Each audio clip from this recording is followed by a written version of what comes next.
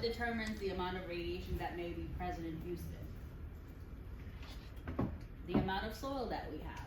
If our soil or our rock formations have great numbers of these, that means it's going to be a high level of radiation area. The most common contributors to terrestrial radiation is radon and thoron. Radon is a noble gas. What is a noble gas, if you guys remember? Is it stable? It's the most stable, which means It has 8 valence electrons. they're not going to be reactive with other elements. So when it comes into contact with other atoms, it's not going to react. It does its own thing. It's like, I'm too cool for you. So it exists as a colorless, odorless gas, and they also, because it's radioactive, they emit alpha radiation. This is noble gas. Radon is a noble gas.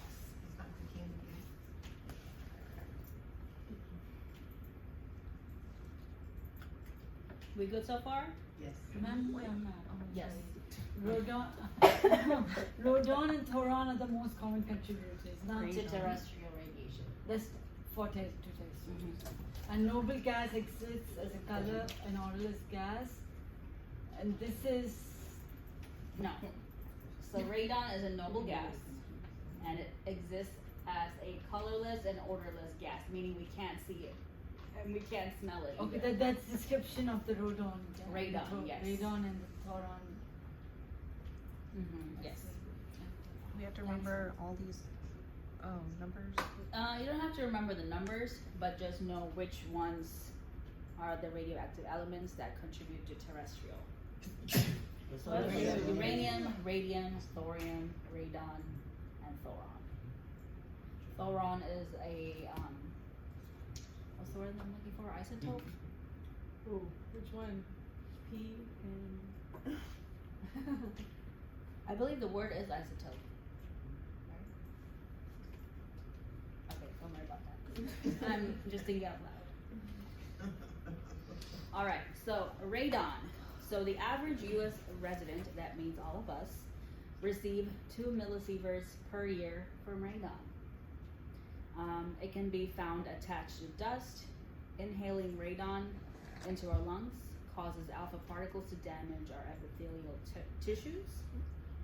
According to the EPA, which stands for Environmental Protection Environmental Agency. Protection Agency, radon concentration should be less than 0.16 becquerels. Becquerel is a unit to measure Radioactive decay. radioactivity. Radon has a half-life of 3.825 days, which is not very long. Radon is the second leading cause of lung cancer after tobacco. Yes. I just found this out while I was doing research. I never understood why tobacco causes cancer until I found out it contains lead and polonium, which are radioactive elements. I had no idea. I was like, where did you get that from? Not radio. So, where do you guys think radon comes from? So it's basically freely floating around in the soil. So the natural flow of air, air rises, right? Can bring in radon gas through our foundation. If it has cracks or leak in the foundation, it can come up through there. It can also exist in rocks and soil that have granite, shale, or phosphate. All of these produce a high concentration of radon. EPA estimates that 1 in 15 homes in the U.S. exceed the recommended action limit of 0.16 becquerels. And the 4 PCI, you don't need to memorize it, but basically the PCI stands for picocuries, which is a subunit of curies. But you just need to know the 0.16 becquerel. Alright, now we're moving on to cosmic radiation, which is radiation in the, Air. not air, but Space. in outer space. So cosmic rays comes from the nuclear energy, activity that exists within stars. You know, stars are always exploding and emitting particles, so cosmic rays is a type of radiation. These may be deflected by the Earth's magnetic field, so the highest intensity of cosmic radiation usually exists in the upper atmosphere. Lowest intensity can exist at or below sea level. So 90% of cosmic radiation is made of high energy protons. They have an average energy of 300 mega electron volts. So when these cosmic rays come into contact with our atmosphere, they emit alpha particles, gamma rays, and high energy electrons, which is referred to as secondary cosmic radiation. So what is primary? The cosmic rays. Secondary is what happens when they interact with the atmosphere. So they be coming in hot, but they And the greatest intensity occurs where? upper atmosphere. So above where the planes go. At or below sea level? I love you. Would that be like underwater stuff? Well, sea level, Are we sea level? I No. believe Houston is below Below. sea level. Yeah. Yeah. That's why we flood, huh? Yes. We see. All right, now we have internal radiation. The human body contains many natural radionuclides ingested from food or inhaled in air. And these are some of the elements: potassium, carbon, hydrogen, strontium. Natural or internal radiation makes up less than 0.7 millisieverts per year.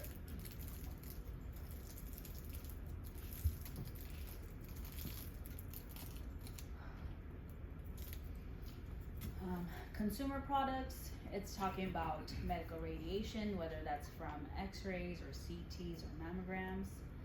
We get radiation from nuclear power plant accidents, from nuclear weapons testing, from nuclear fuel that's used to generate power, and this contributes 0.1 millisieverts to the average animal Fertilizers and radiation. all also. Fertilizers may contain some radioactive elements also.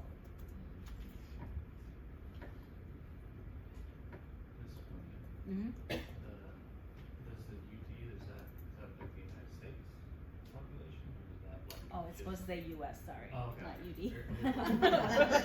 Typo. The United I was States. like- The United, Domain. Alright. We also have, man-made radiation from traveling in airplanes. So, air travel, we know that they carry passengers up into the upper atmosphere, which places them at a greater risk for cosmic radiation. 10 hours on a plane is the same as one chest x-ray. No way. So when we go to India, we get 2 chest x-rays. And when we come back, we get 2 more. So should we take like 20 hours to go Sure. If there happens to be a solar flare when you're up in the airplane, this can be 10 to 100 times higher. X-rays. Or you can get superpowers. Yeah. I'm gonna come out shining. X-rays when they go to India. We come out looking like Edward from 20 chest X-rays. Twilight. All shiny. All right, focus. But usually. Other examples of man-made radiation includes airport surveillance scanners, electron microscopes, and then ionization type smoke detector alarms. So smoke detectors, they have a small amount of americium or americium, don't know how to say that word, but it's a radioactive metal that exists in the smoke detector. Usually they're encased in a layer of foil or ceramic, which is supposed to stop the alpha particles from traveling outside the smoke detector, hopefully, but Which makes it safe. I mean, that's what they say. And then electron microscopes, in the electron microscope, it works using a electron beam, and we know that X-rays can be created with the electron beam, so that's also a source of radiation. What's the solar flare? Solar flare is, I looked it up and I think it said sort of when like explosion happens within the sun, which causes it to emit more radioactivity than usual. Yeah. I think it happens, but how often, I'm not sure. But these past few months have I was happened. gonna say it probably happened There's these some- last few months. There's something that you said which is not in the PowerPoint, is that's only FYI. That's not for us to remember. Like what? Forget now, you The mentioned, electron beam. Oh, the electron beam? and also some figures you gave and all that, which was not there. What? Okay, next time if you say something, yeah. Oh, the smoke detectors? Not this one, but ma'am, you mentioned a couple of things which are not in the PowerPoint. Oh, and I thought that's probably just me giving you background info. So it's not that we need to put those down. No. Oh, question. Yes. So pilots and like stuff, they get a lot of radiation more than us. Yes, because they're constantly flying. I'm not sure if they're supposed to wear some sort of dosimeter that keeps track of how much radiation they get, but I'm pretty sure they do. I'm pretty sure they do, yeah. But I don't see the flight attendants wearing any. I don't think they wear it. It's probably a a little little bow tie that they wear around their So It's in the pink. The peanuts. Oh yeah. Yeah, me too. All right, nuclear weapons testing. So nowadays, nuclear testing is not done above ground. Thank God, is underground. But I believe before 1980s, they used to do it above ground, which would cause the winds to carry it everywhere, right? These cannot be accurately estimated because it can't really be measured since it just goes everywhere. But they use some sort of models to estimate the amount.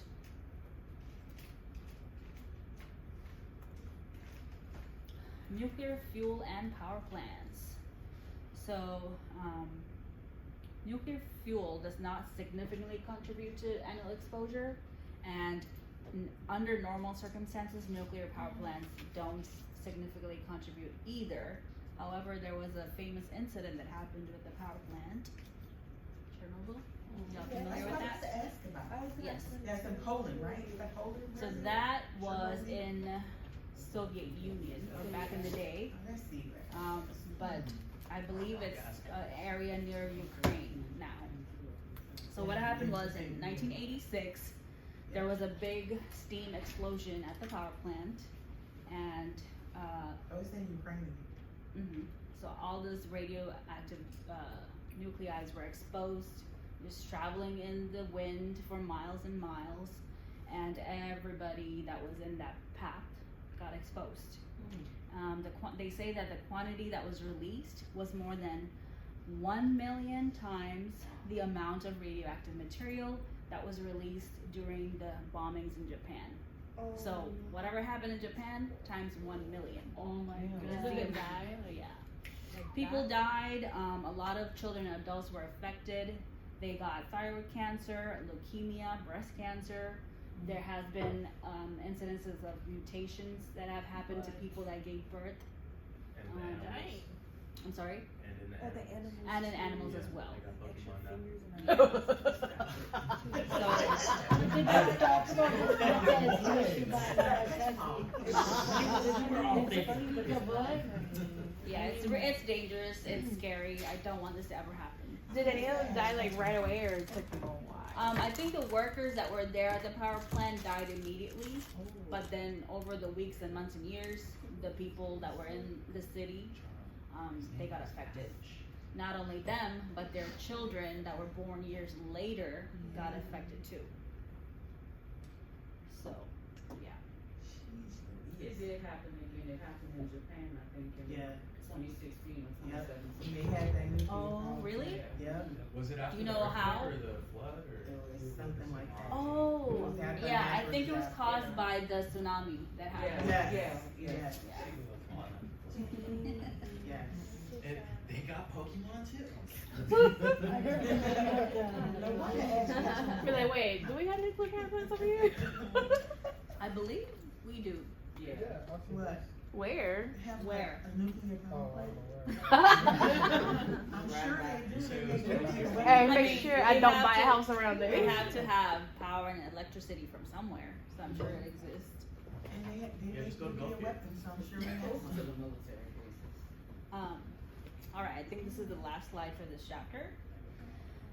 Medical radiation, we get that daily from x-rays, CT, fluoro, OR, nuclear medicine procedures, mammography. But the biggest sources are diagnostic x-rays and nuclear medicine. How do we protect ourselves and our patient? Limit the number of unnecessary procedures, which sometimes is not possible. Instead of ordering CT scans all the time, try to go a different route. Go ultrasound or MRI. Use radiation protection measures in fluoroscopy and IR. Wear your dosimeter, shield yourselves, and then these are the different doses that help us measure patient dose.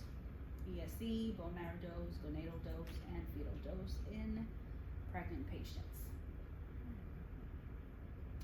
And that is it.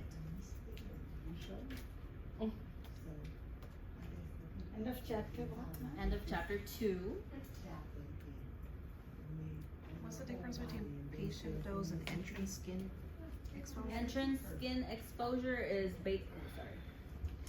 basically the exposure right on the skin when it enters. How do they calculate that? I am not sure.